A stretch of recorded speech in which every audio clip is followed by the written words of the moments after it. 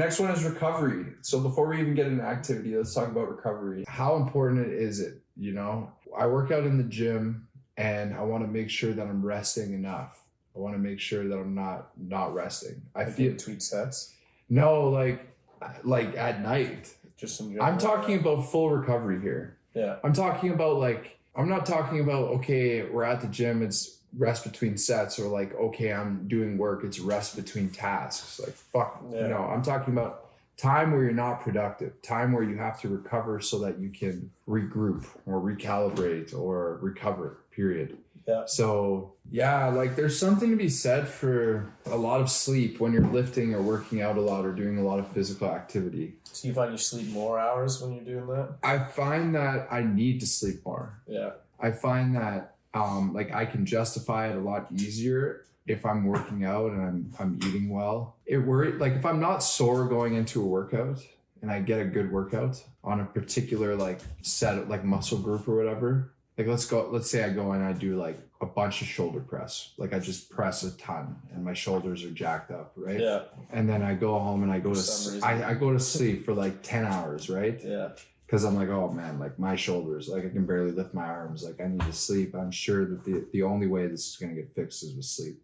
Yeah, old Betty bye. And then I'll wake up the next morning and I won't be sore. And I'll be like, oh God, like why am I not sore? Like that was such a hard lift. Like I don't understand. Like how is this even working? Like am I already recovered? Am I Superman? Like what is going on? But dude, and then what happens is I'll have like a nap later that day and I'll wake up from my nap.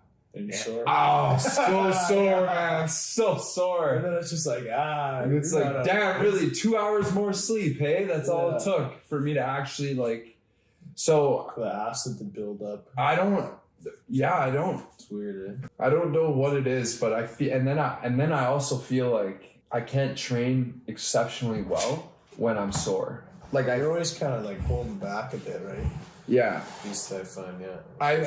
I feel like you can't like I used to not warm up before the gym really and stuff, and like lately I've been warming up like a ton. And same here actually, yeah. Yeah, and I just getting old. It's just getting smart, man. Yeah. Just realizing like you go so many years, you're like, oh man, I'm lifted so well today, and it's like, but if you had warmed up, you know, you'd be paying for it so much right now. Yeah, or like you'd be lifting 10% more or whatever. Like who knows? But like, so I go in there, I'll have a lift, and then I'll be like, okay, like I anticipate being sore from this lift. The soreness will come and I want to get through the soreness as fast as I can. And, you know, like I have a massage gun, it works great, but you can use the massage gun and, you know, there's less tension, you're not as tight, but there's still soreness. Yeah. Right? Like I really think sleep is key to the soreness. It has made me think that we need more sleep. And there's another example that I want to use too, where I was in Montreal when I was in university. I didn't go to school in Montreal, obviously, but I was visiting Montreal. And I met this dude whose roommate's one of my friends. He was a pre-med student at McGill. And to this day, he's still one of the sharpest guys that I ever met. Like, just like brainiac smart, right? Like, you could just tell, right? Like, he led with his intelligence. Like, he didn't have anything else to throw at you other than the fact that he was so much smarter than you. Like didn't need anything else. So much. But that was his exact attitude, right? And yeah. He slept so much, bro. He would study for like 3-4 hours, sleep for 6.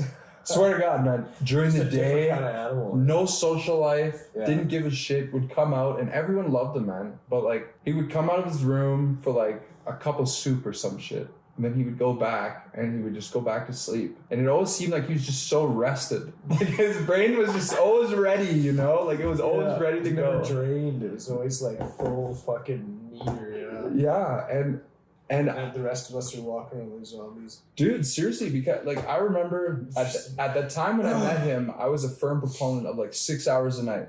Yeah. If you sleep a lot, you're dust. Well, that's because all these fucking celebrities are all like, yeah, I sleep 4 hours, and I work out 2 hours, and then I work for 12 hours, and blah, blah, blah. I mean, but dude, like from the entrepreneurial standpoint that I have, it's like that makes perfect sense.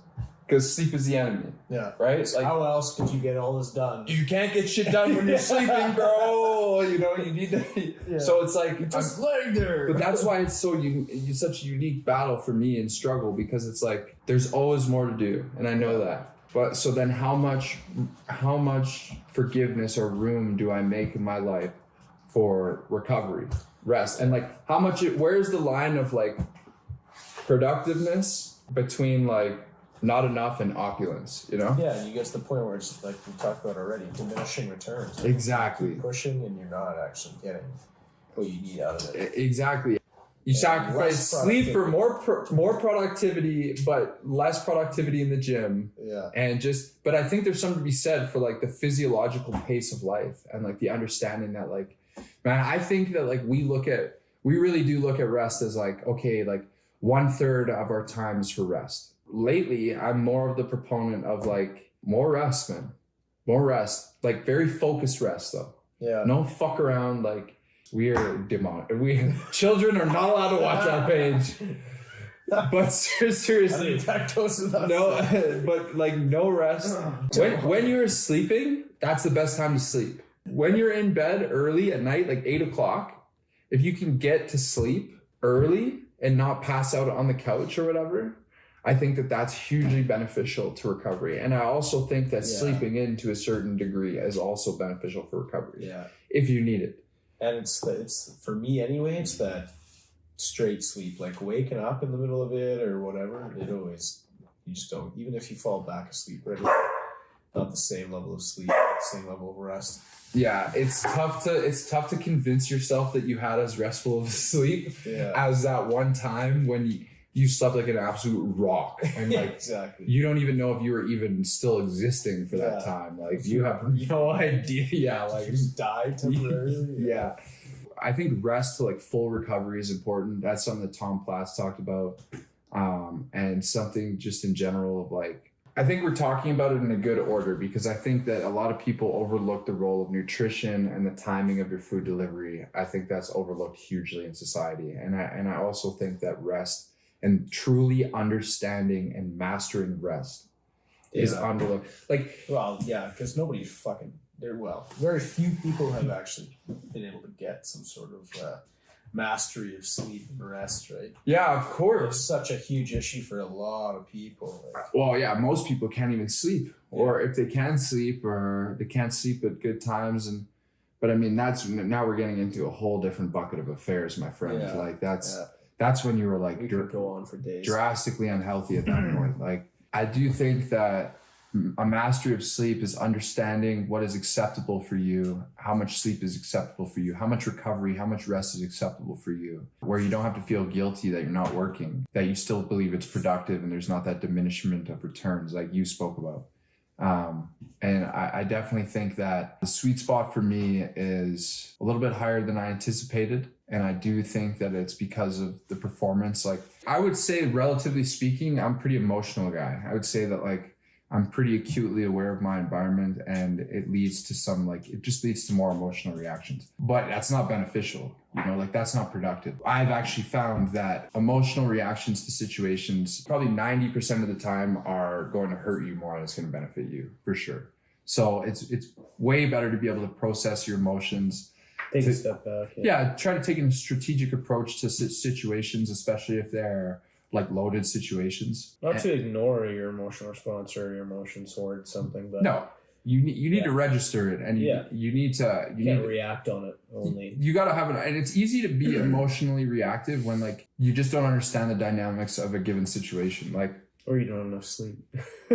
Precisely, right? Like there's two things that play into like managing your behavior and managing the outcomes, right, of interactions in the day-to-day world. The everyday business of life is built from interactions with people. And so you need them to be productive and positive predominantly. So at the end of the day, like you can't control the way people are going to come at you. You can't control like if they're in a miserable day, if they're in a happy day, if they're great people, if they're shit people, like you can't control any of that. In life, you don't know idea. Yeah, but the best chance you have of success for you and your family in today's world is for you have to pick not necessarily what feels the best for you at the time, but you have to pick the thing that's going to lead to the best result for you, like in terms of responding to situations.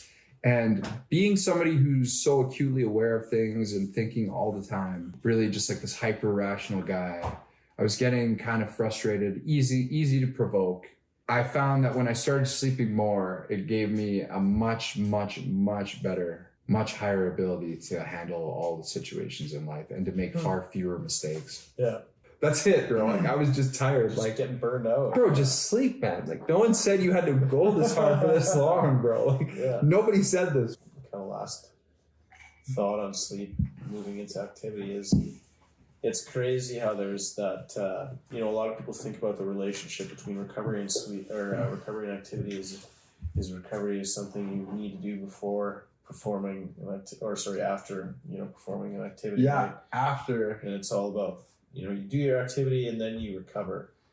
But it's interesting because I've found, and I think a lot of people find the same thing, that to be able to do the activity, you need to have recovered, right? You need to have... It's like part of preparation. Yeah. It's like preparation. It's like... It's like cool down. It's everything, right? Yeah. But... it's almost more preparation than even is recovery. And then on the other side of that, to have a productive or efficient recovery, you need to be active, because otherwise there's nothing to recover you don't need to recover. So your body's not going to recover. It's not going to sleep. It's not going to get That's a perfect segue. what you need, right? Yeah. And so it's that balance. It's that relationship that's fucking mind blowing. And I've found, like, if I need a good sleep, I need to push myself and I need to fucking be active. I need to even you'll have a great stay sleep. up a little later, but allow myself to sleep in.